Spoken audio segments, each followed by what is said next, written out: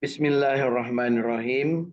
Dengan niat raditu billahi robba wa bil islami dina wa bi Muhammadin nabiyya wa rasula.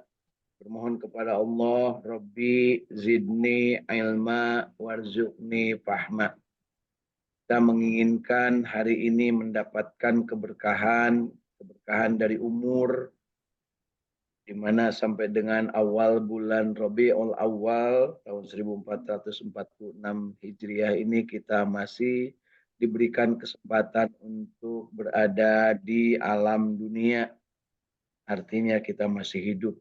Dan ketika masih hidup ada perintah sekaligus juga tugas dari Allah Subhanahu wa taala untuk manusia, yaitu menjadi abdinya, mengabdi hanya kepada Allah Subhanahu wa taala. Bagaimana seseorang mengabdi?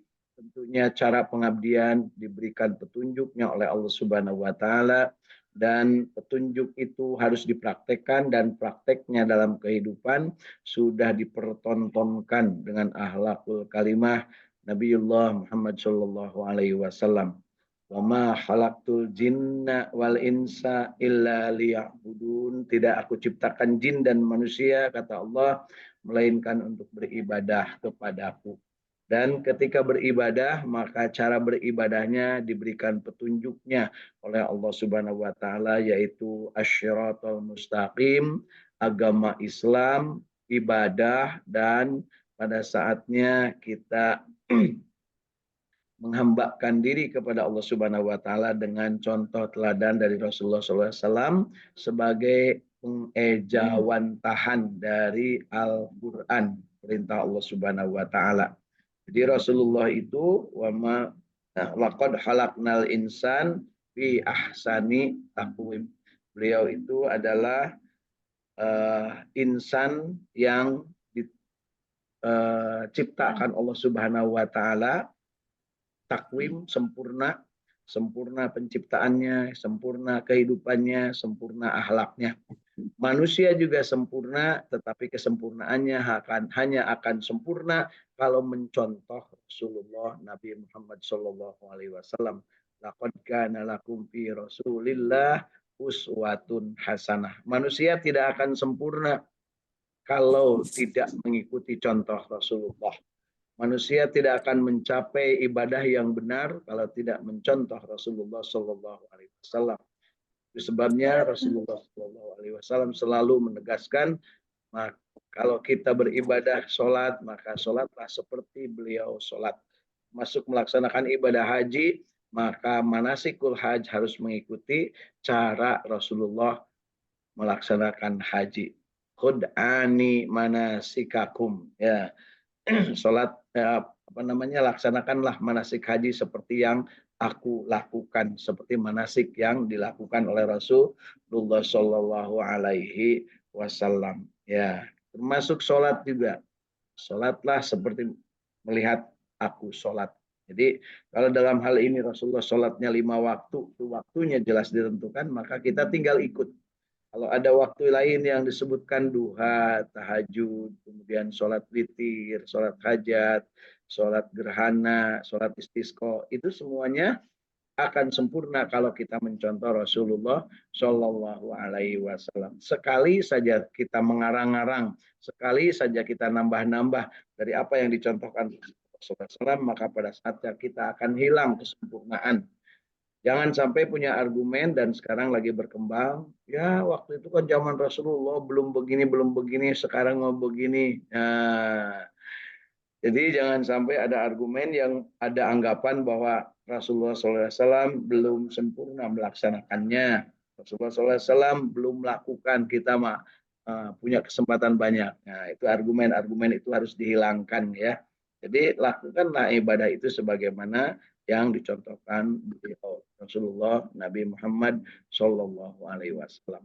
Bagaimana kita mampu melaksanakannya, mampu memahaminya, mampu mengamalkannya dengan benar dan menikmatinya serta menyebarluaskannya, petunjuknya diberikan oleh Allah Subhanahu wa taala dalam Al-Qur'an. Al-Qur'an menegaskan ada 5 hal di situ yang menjadi pokok fungsi Al-Qur'an untuk manusia.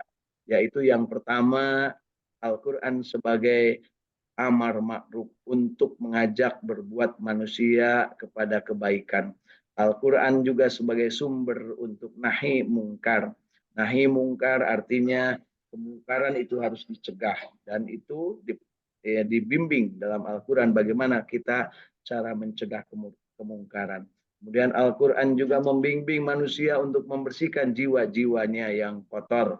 Tazkiyatun nafs, nafs-nafsnya yang kotor, yang tidak sesuai dengan qadar dan irada Allah Subhanahu wa taala. Al-Quran juga memberikan kabar gembira tentang apa yang menjadi kebahagiaan bagi orang-orang yang taat tunduk patuh kepada Allah Subhanahu wa taala. Sekaligus yang kelima, Al-Quran juga menegaskan tentang bagaimana kalau manusia itu membangkang, bandel, tidak mengikuti apa yang diperintahkan Allah dan dilarang Allah, maka dia akan mendapatkan keniscayaan berupa azab yang sangat pedih. Jadi 5 hal ini jangan sampai dilupakan ketika kita cerita tentang kita beragama Islam, kita bersyahadat asyhadu an la ilaha illallah wa asyhadu anna muhammadar rasulullah. Karena ada Al-Quran yang membimbing kita amar ma'ruf, nahi mungkar, tazkiyatun nafs, basyiron, nadhiran. 5 hal ini. Dan 5 hal ini dibawa, dipraktekkan, dipertontonkan oleh Rasulullah SAW kepada umat manusia. Pada saatnya bertemu dengan Rasulullah, maka mereka melihat secara langsung, merasakan secara langsung, berinteraksi secara langsung. Dan ketika beliau sudah wafat, maka ilmu itu, ilmu amar ma'ruf, ilmu nahi mungkar, ilmu tazkiyatun nafs, ilmu basyiran, ilmu nadhiran, itu disampaikan melalui lisannya para ulama, melalui tulisan-tulisan para fuqaha, dan Al-Qur'annya sendiri yang dijamin keotentikannya sampai dengan akhir zaman. Karena Al-Quran yang menjaminnya adalah Allah. Inna nahnu nazalna dzikra wa inna lahu lahafidun. Akulah, kata Allah, yang menurunkan Al-Quran dan akulah yang akan menjaganya. Jadi jangan khawatir Bapak Ibu, ketika kita belajar Al-Quran, jangan takut mendapati Al-Quran palsu. Karena orang yang belajar Al-Quran dan di dalam hatinya ada keikhlasan, pasti akan dibimbing oleh Allah Subhanahu wa ta'ala. Dan bimbingan Allah langsung ke dalam kalbu kita. Fa'alhamaha fujuraha wa taqwaha. Tinggal kita mau pilih yang mana, mau yang fujur atau yang takwa. Dan itu semuanya diberikan kebebasan oleh Allah Subhanahu wa ta'ala. Nah, kemudian kita ketika dalam ibadah ini juga, jangan lupa kita perlu memperhatikan hal-hal yang sifatnya akan menjadikan kita makin sempurna dalam beribadah. Dan juga hal yang akan membuat kita celaka dalam beribadah. Hal yang membuat sempurna tentunya sudah banyak sekali, dari mulai berpikir, berzikir, kemudian berikhtiar yang maksimal. Kemudian hal-hal yang akan menyebabkan celaka, konsepnya sangat sederhana, yaitu ada 5 hal yang akan menyebabkan celaka. Kalau kita tidak mawas terhadap 5 hal ini, maka akan celaka. Yang pertama, beramal tanpa ilmu. Ini akan menyebabkan celaka. Yang kedua adalah berilmu tidak beramal. Yang ketiga adalah ketika kita bodoh tidak mau bertanya. Kemudian yang keempat adalah suka berbuat iseng, mengganggu orang berbuat baik. Dan yang kelima adalah menyepelekan kewajiban. Ya, dalam nadom anak-anak di madrasah biasanya sering disebut hari kabahyaan Islam eta aya 5 perkara.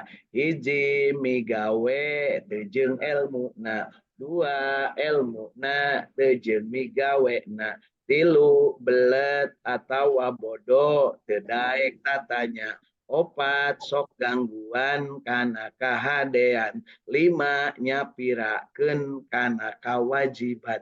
Nah, 5 hal itu yang akan membuatkan manusia akan celaka di dunia dan juga di akhirat. Nah, pada saat ini kita akan coba melihat lembaran-lembaran dari apa yang dituliskan dalam terjemah kitab Nasyaihul Ibad, ya, Nasyaihul Ibad, nasihat-nasihat pilihan untuk menjadi santun dan bijak bagi orang-orang yang ibad, yang beribadah, yang mengabdi, yang berbakti.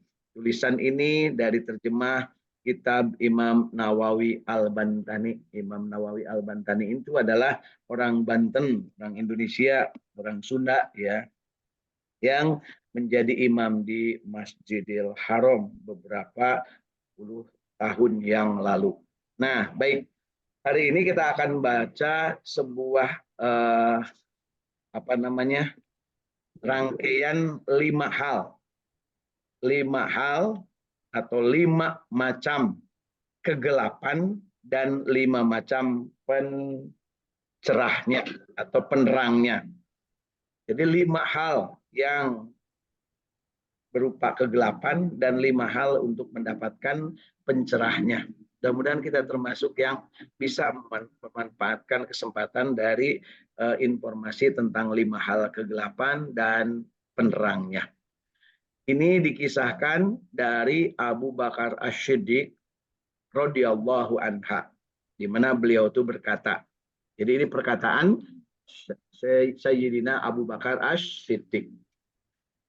Kegelapan itu ada 5 dan penerangnya pun ada 5. Jadi kegelapan ada 5, penerangnya ada 5. Yang pertama, cinta dunia adalah kegelapan. Ini cinta dunia adalah kegelapan. Tentunya kita saksikan, kita rasakan pada diri sendiri. Lamun ges ka pengbat kudunya manusia sok gelap mata. Ya, hanya karena uang recehan tidak sedikit yang gelap mata membunuh teman. Hanya karena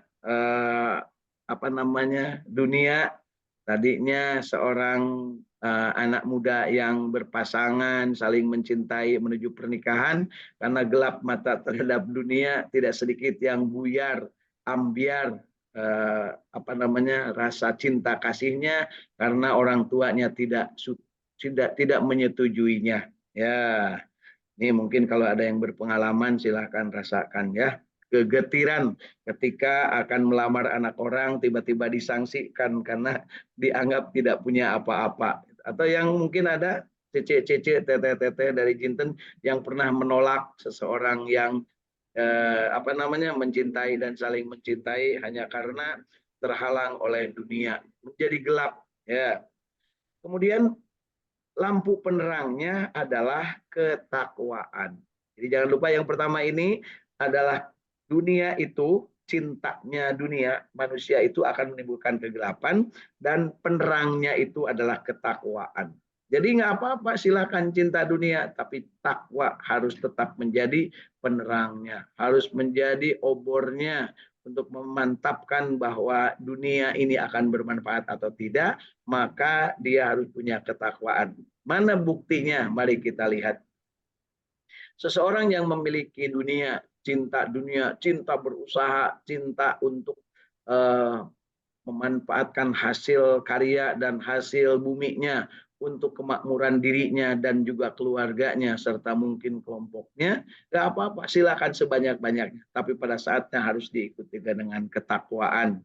Ketika dikumandangkan azan, maka segera tetap melaksanakan sholat berjamaah di masjid. Pas ke masjid, orang kaya ini melihat bahwa masjidnya ini kok rasanya sumpek. Masjidnya ini kok rasanya belum bersih seperti Masjidil Haram, Masjidil Nabawi, ya, Masjid Nabawi. Maka tergerak hatinya si orang kaya ini ingin rasanya membangun masjid itu. Ya, ini makanya kalau yang merasa kaya sering-seringnya jalan-jalan ya. Siapa tahu bisa mendapatkan kesempatan lebih kaya lagi dengan menginfakkan, mewakafkan hartanya dengan membagikannya di jalan Allah Subhanahu wa taala. Ya, ini ada seorang teman saya yang kalau seandainya sholat itu dia ingin menikmati sholat itu di berbagai masjid, jadi pindah-pindah karena dia memang tugasnya sering melaksanakan perjalanan. Umpamanya dari kota Bandung keluar kota baru sampai ke Ranca Ekek sudah masuk waktu, kemudian dia berhenti dulu di situ, mobil mewahnya diparkirkan di masjid yang pas lewat di situ, pas terdengar adzan langsung dia mampir, dan ternyata masya Allah adzannya keras, suaranya speakernya keras, ya. Kemudian juga yang azannya bagus, ya. Kemudian Jadi Ustaz. apa namanya, lingkungannya juga dianggap memungkinkan lah untuk melaksanakan ibadah secara baik di situ. Dia parkir di situ di pinggir jalan, tidak ada tempat parkir karena rumahnya berdempetan dan masuk sampai ke jalan. Kemudian dia mencari sumber suara azan tersebut. Mencari sumber suara dari sumber suara azan, masuk gang, masuk terus ternyata lumayan juga jauh dari pinggir jalan raya. Begitu sampai di sana dia mau wudhu, nah, ternyata masya Allah itu air wudhunya itu warnanya tak begitu menggairahkan untuk dipakai cuci muka. Jangan disebut kotor ya, karena kalau kotor beda. Ini tak menggairahkan. Artinya boleh jadi tidak terpelihara sumber airnya. Apa yang terjadi? Beliau ke kamar kecil dulu untuk, buang hajat dulu sebelum berwudu. Apa yang terjadi di kamar kecilnya? Masya Allah, pintunya, slotnya udah tinggal sebelah, ada bolongnya, di bawahnya udah mulai keropos, sementara lantainya, Masya Allah, ya jangan diceritakan. Kemudian beliau melaksanakan hajatnya dan di seblok dan seterusnya, meskipun dalam keadaan menikmati wangi yang sedap di kamar mandi, tetapi tetap melaksanakan buang hajat karena memang sedang berkeinginan. Selesai itu kemudian berwudu, kemudian masuk ke masjid. Masuk ke masjid, Masya Allah, banyak hal yang bisa dilakukan di situ. Sajadahnya udah ditarik ke sana, mempet ke sini, ditarik ke sini, mempet ke sana. Artinya tidak cukup. Sementara tampilannya si dindingnya ataupun penampilan dari dalamnya juga ornamen dan interiornya tidak begitu menggembirakan. Artinya di situ ada sesuatu yang tidak membuat nyaman ketika akan melaksanakan ibadah karena dia terbiasa di tempat yang bagus. Apa yang terjadi dengan ketakwaannya beliau ikut ke dalam masjid kemudian menunggu orang lain untuk sholat berjamaah duhur, ya. Apa yang terjadi? Ternyata sampai dengan beberapa menit ternyata juga tidak ada yang datang selain yang adzan tadi. Akhirnya beliau mengikuti sholat berjamaah berdua dengan yang adzan tadi. Jangan buruk sangka, bukan berarti masyarakat di situ tidak sholat, ya. Mungkin sholat tapi di tempat lain, ya. Apa yang terjadi? Kemudian setelahnya sholat ngobrol dan ternyata dari obrolan itu muncullah ketakwaannya untuk membantu memperbaiki kondisi saat itu. Nah, ketakwaan yang semacam itulah yang mungkin akan menjadi bagian yang menjadi penerang dari cintanya dunia. Dengan ketakwaan semacam itu, maka dunianya langsung akan menjadi bagian dari peluang untuk ibadahnya. Dia sumbangkan, dia berikan kesempatan untuk menjadikan masjid itu lebih baik. Masya Allah. Itu sebuah contoh. Jadi yang pertama, kegelapan itu adalah berupa cinta dunia dan penerangnya adalah ketakwaan. Yang kedua, berbuat dosa adalah kegelapan. Jadi kalau orang berbuat dosa itu kegelapan. Ya, kegelapan itu membuat diri malu, tidak mau diketahui orang banyak, ya. Beda kalau dengan kebaikan, ya. Sedangkan penerangnya adalah bertobat. Jadi orang yang berbuat dosa itu gelap, ya. Tapi ada penerangnya, yaitu tobat. Mudah-mudahan kita termasuk yang mencari lampu penerang kapanpun kita berada dengan cara bertobat. Karena kita harus yakin bahwa diri kita ini banyak dosa. Jangan sampai kita yakin bahwa diri kita itu tidak ada dosa. Ketika kita yakin bahwa diri kita banyak dosa, maka pada saat itu kita menjadi orang yang baik. Tapi kalau ada dalam keyakinan dalam diri bahwa kita ini nggak ada dosa, maka itulah seburuk-buruk akhlak manusia, merasa tidak ada dosa. Ya. Jadi ketika banyak dosa, maka penerangnya adalah tobat. Kemudian yang ketiga, kubur itu adalah kegelapan. Saya belum pernah ke sana. Bagi yang sudah pernah silahkan ceritakan. Tapi kalau masih penasaran bahwa tidak percaya bahwa kubur itu gelap, silahkan duluan.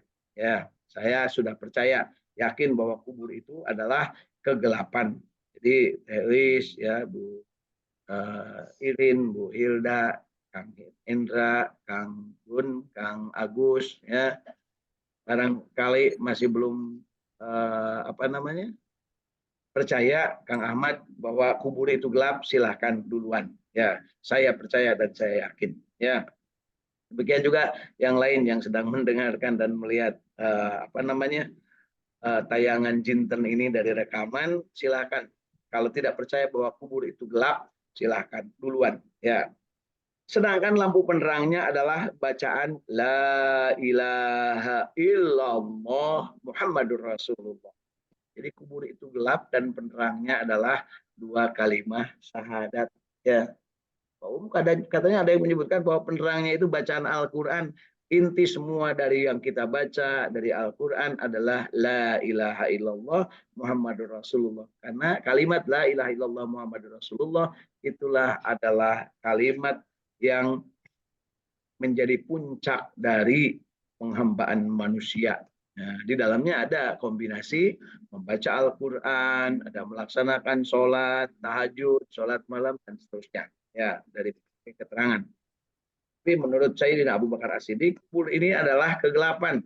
Sedangkan lampu penerangnya adalah kalimat La ilaha illallah Muhammadur Rasulullah. Ya. Itu yang diucapkan dari dalam hati, digetarkan dalam hati, diucapkan dengan lisan, dibuktikan dengan perbuatan. Bukan yang ditempel di dinding ya, mentang-mentang apa namanya, kalimat La ilaha illallah Muhammadur Rasulullah itu akan penerang di dalam kubur, maka difoto di belakangnya atau selfie di depannya tulisan La ilallah. Bukan begitu ya. Baik, yang keempat, alam akhirat itu penuh kegelapan. Akhirat itu penuh kegelapan. Ya. Sedangkan penerangnya adalah amal. Pak harus nyisir ya. Ibu yang merasa saat ini merasa belum tahu bahwa akhirat itu seperti apa, diinformasikan bahwa akhirat itu adalah gelap. Ya, akhirat itu adalah gelap dan penerangnya adalah amal soleh. Artinya orang yang beramal soleh ketika di akhirat tidak akan merasa gelap. Nah, mari kita tarik ke dalam kehidupan kita saat ini. Ketika kita punya amal soleh, banyak amal, di dunia ini rasanya terang benderang. Mau kemanapun orang soleh itu enak jalan-jalan. Tapi bagi orang yang salah, mau ke sini takut ketahuan, mau ke sini takut ditangkap, mau ke sini takut kena OTT, mau ke sini serba takut. Serba takut artinya gelap. Banyak sekarang orang yang berhindar tampil di permukaan. Kemarin yang rame, anak Raja Jawa ya, naik jet pribadi, begitu mau diminta konfirmasi gelap, bisa keluar, tidak ketemu ada di mana. Nauzubillah ya, mudah-mudahan segera oleh Allah Subhanahu wa taala diberikan hidayah ya. Nah, alam akhirat itu penuh kegelapan, sedangkan penerangnya adalah amal soleh. Yuk kita beramal soleh supaya di akhirat kita mendapat terang benderang, ya tidak gelap. Dan yang kelima, menurut Sayyidina Abu Bakar As-Siddiq, asyirat atau jembatan penyeberangan, maksudnya di sini asyiratul mustaqim, jembatan penyeberangan di atas neraka sangat gelap. Jadi kalau di kita jembatan gelap itu belum apa-apa sudah takut. Kenapa? Waduh, takut ada yang begal, takut ada yang merampok, takut di sana mungkin ada ular kalau jembatannya yang cara neom gitu ya, jembatannya yang eh, dari sana sini pohon bambu, sininya bambu, ada jembatan, jembatannya licin, kita mau ke situ itu, waduh, masya Allah, tidak berani ya, karena banyak hal yang ada dalam benak kita, sehingga jadi gelap. Nunggu orang lain baru mau lewat, atau mungkin nunggu lampunya dinyalakan baru lewat. Ya, di sini disebutkan menurut Sayyidina Abu Bakar As-Siddiq, sirat atau asyirat atau mustaqim itu jembatan di atas neraka atau yang namanya kita sering sebut titian serambut dibelah 7 ya, namanya as-siratal mustaqim, itu gelap ya. Saya belum pernah ke sana, tapi silakan yang mau duluan. Tapi sekarang belum dibuka karena nunggu kiamat baru asyirat itu akan dibentangkan. Jadi jangan sampai kita juga beranggapan sekarang siratal mustaqim sudah ada jembatannya yang di akhirat itu belum ya, karena akhiratnya juga belum dimulai ya. Sedangkan penerangnya adalah apa penerangannya? Yakin, iman. Jadi yang beriman yang akan mendapat penerang atau mendapat jalan yang terang ketika berada di asyirat tersebut. tarik kita ke dunia. Orang yang punya keyakinan, gelap pun akan terang. Orang yang punya keyakinan, yang mantap keyakinannya, kemanapun tidak takut.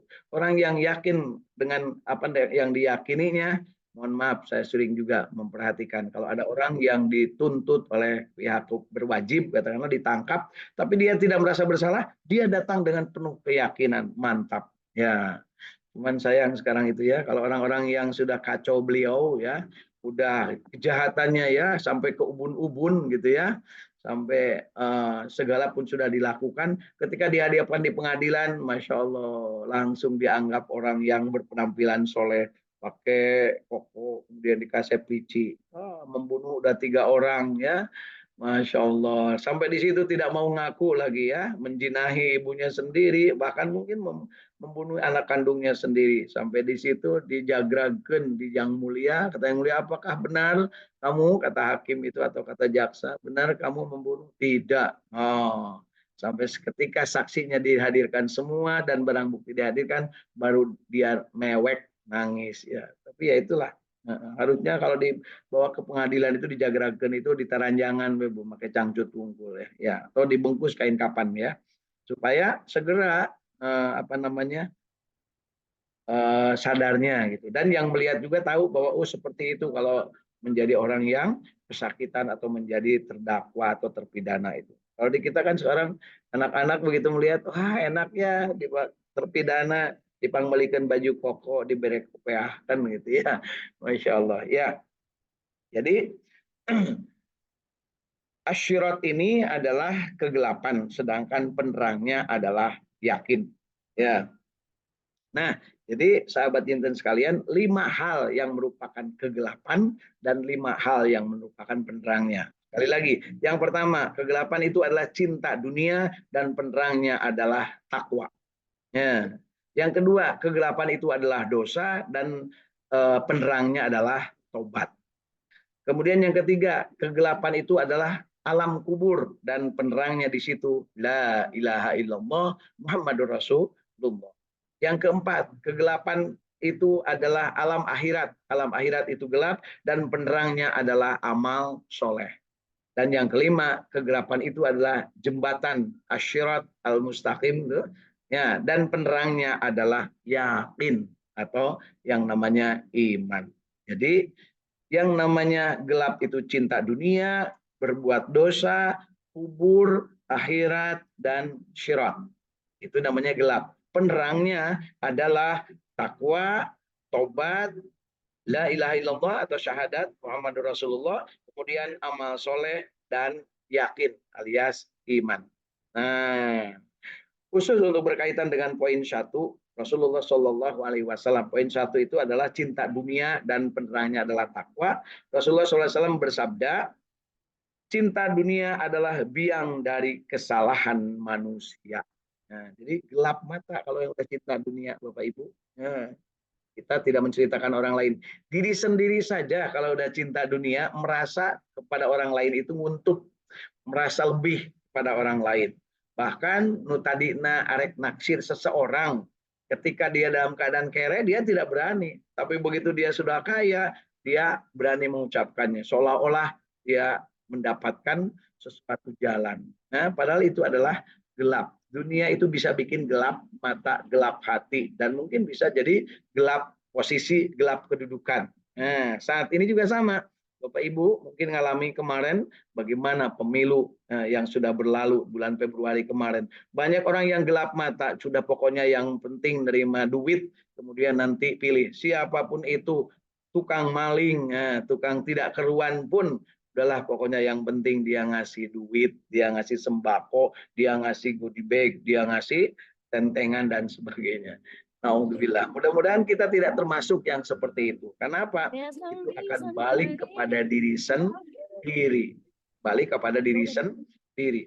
Nah, pada saat kita memahami ada 5 kegelapan dan yang ada 5 penerang ini, maka mari kita tanya kepada diri kita sendiri, di posisi mana kita? Apakah saat ini kita di posisi gelap? Apakah saat ini kita di posisi terang? Khususnya di yang 2 hal. Yang pertama, cinta dunia, berarti masih di dunia. Maka terangilah dengan ketakwaan. Boleh berusaha maksimal, boleh mencari harta sebanyak-banyaknya, boleh mencari keuntungan sebanyak-banyaknya sampai hulu dijian suku, suku dijian hulu, banting tulang, ya, kerja keras, boleh, tapi ingat bahwa harus diklirkan, diterangi dengan ketakwaan, dikliren, dibersihkan dengan ketakwaan. Boleh punya harta banyak, tapi jangan lupa ada zakatnya. Boleh kita itu punya hal-hal yang istimewa dibanding orang lain, tapi jangan lupa bersujud, bersimpuhlah. Boleh kita itu merasa diri bahwa badan kita sehat, badan kita baik, sementara orang lain banyak yang sakit, maka sempurnakanlah dengan saum. Ya, boleh kita itu sering bekerja, ditugaskan ke luar negeri, kemanapun kita ditugaskan sampai duitnya banyak dan kita difasilitasi oleh jet pribadi, ya, milik tetangga, ya. Boleh, silakan, tapi jangan lupa sesegera mungkin bersujud, bersimpuh, dan sebaik-baik sujud simpuh adalah di tengah malam, di pagi buta, dan tentunya syukur-syukur bisa di halaman Ka'bah, di tengah malam, di pagi buta, di halaman Ka'bah. Insya Allah, ya, di Baitullah. Nah, jadi yang kedua adalah cinta berbuat dosa. Maka bertobatlah ketika kita berbuat dosa. Jadi di dunia ini jangan sampai putus harapan, putus asa, apalagi tidak punya kesempatan untuk merasa diri berbuat baik atau merasa diri diterima oleh Allah Subhanahu wa taala. Yuk, cinta dunia boleh tapi ikuti dengan ketakwaan. Berbuat dosa boleh tapi segera bertobat. Loh, kok kamu berbuat dosa boleh? Apa berbuat dosa tidak boleh? Boleh, karena Allah yang menciptakannya. Maka kita itu diilhamkan kepada hati kita, fa'alhamaha fujuraha wa taqwaha. Diilhamkan untuk berbuat dosa dan takwa. Tinggal kita mau pilih yang mana. Dan keniscayaannya sebaik-baik manusia yang berbuat dosa adalah yang segera bertobat. Sebaik-baik manusia yang cinta dunia adalah yang bertakwa. Kemudian kita juga harus penuh keyakinan bahwa di alam kubur itu gelap dan kita ucapkan senantiasa la ilaha illallah Muhammadur Rasulullah dengan berbagai implementasi dalam bentuk yang berupa zikir, mungkin berupa bersolawat kepada Rasulullah, berupa membaca Al-Quran, berupa wirid, yang lain-lainnya. Ya. Kemudian kita juga harus paham bahwa alam akhirat itu gelap dan penerangnya adalah amal soleh. Jadi yuk kita banyak beramal soleh supaya mengumpulkan alat penerangan ketika berada di akhirat kelak. Kemudian syirat atau jembatan itu adalah gelap dan penerangnya adalah yakin. Hanya dengan orang yang berkeyakinan maka yang dia akan selamat dari asyirat. Jadi jembatan penyeberangan titian serabut di belah 7 atau asyiratul mustaqim. Jadi yuk Bapak Ibu pahami 5 hal yang oleh Sayyidina Abu Bakar As-Siddiq disampaikan dan disampaikannya tentunya kepada sahabatnya waktu itu. Dan sampai kepada kita ditulis dirangkum oleh Syekh Imam An-Nawawi Al-Bantani. Sampailah kepada kita, pahamlah kita bahwa ada kegelapan tapi juga ada penerangnya. Ada hal yang menjadikan itu gelap tetapi ada cahaya untuk meneranginya. Nah, jadi Bapak Ibu, ini pagi ini kita alhamdulillah berbahagia mendapatkan kesempatan untuk memperoleh sedikit bukaan ilmu dari 5 hal yang gelap dan 5 hal yang menjadi penerangnya. Mudah-mudahan kita termasuk yang senantiasa mensyukuri nikmat, kemudian bersabar atas musibah, kita senantiasa segera bertobat ketika berbuat salah dan dosa, dan kita senantiasa ikhlas menghambakan diri kepada Allah Subhanahu wa taala. Juga jangan lupa untuk bisa mendapatkan kesempatan mencintai dunia dibarengi dengan ketakwaan, berbuat dosa segera diikuti dengan bertobat, kemudian kita meyakini alam kubur dan kita ingin membawa bekalnya dengan kalimat la ilaha illallah Muhammadur Rasulullah, dan kita ingin ke alam akhirat itu membawa amal yang soleh dan yang banyak, dan kita ingin terus-terusan dalam keyakinan, maka ungkapkan ke dalam diri kita, Allahumma sholli ala Sayyidina Muhammad wa ala ali Sayyidina Muhammad. Allahumma inna nas'aluka ilman nafi'an. Allahumma inna nas'aluka rizqan thayyiban. Allahumma inna nas'aluka amalan mutaqabbalan. Allahumma inna nas'aluka bihusnil khatimah. Allahumma inna nas'aluka ridhoka wal jannah wa na'udzubika min syahwatika wan nar. Allahumma innaka afuwwun karim tuhibbul afwa fa'fu anna ya karim. Allahumma rabbana taqabbal minna innaka antas samiul alim wa tub alaina innaka antat tawwabur rahim.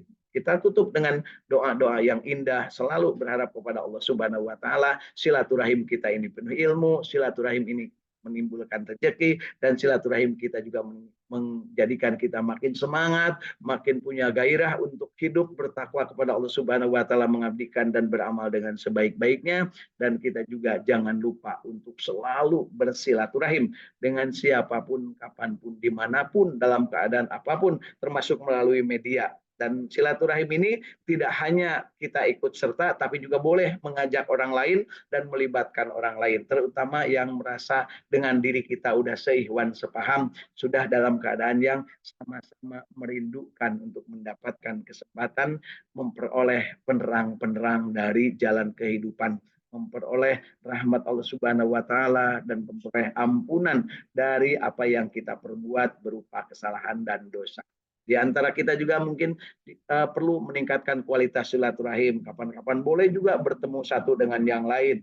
Nah, kemudian kita juga mungkin, saya termasuk yang sedang mengajak sahabat-sahabat sekalian, termasuk sahabat Jinten semua, untuk menanam untuk bekal di akhirat. Menanam bekal di akhirat berupa sedekah jariah, di antaranya berbagi Al-Quran, berbagi mushaf Al-Quran. Kemudian kita juga mencoba untuk membangun sarana-sarana ibadah, sarana belajar. Kemudian kita juga berusaha untuk membangun sumur-sumur untuk yang sekarang ini sedang banyak membutuhkan air-air bersih, dengan cara kita bersama-sama berkolaborasi dengan orang-orang lain. Tapi jangan lupa berkolaborasi, jangan menimbulkan korupsi, karena sekarang itu kalau nyebut kolaborasi kecenderungannya akan ada korupsi berjamaah, sehingga akan menyulitkan petugas untuk menangkap sebenarnya siapa otak dari pelaku ini.